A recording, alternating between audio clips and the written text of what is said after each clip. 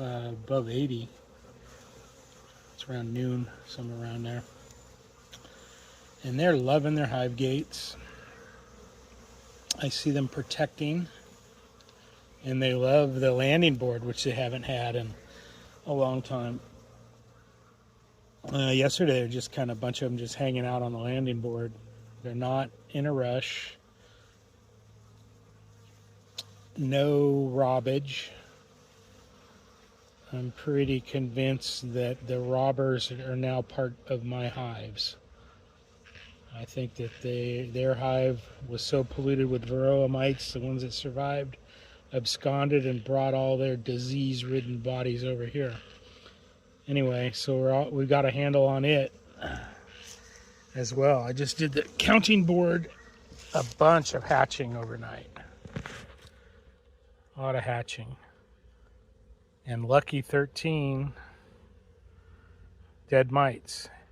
And they're all, I would say every one of them is a founder's mite. I don't see any baby mites. I see all that duff from hatching. I don't see any juvenile mites on the board on this hive. On the other hive, that's a different story, although it's a lot better as well.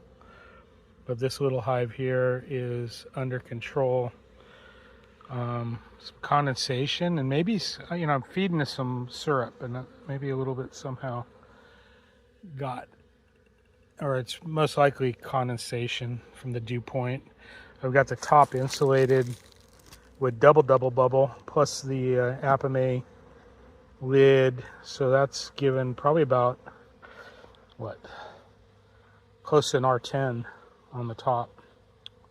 Gonna wrap 3 of the sides of the hive with double bubble. That'll be my next project. And they're still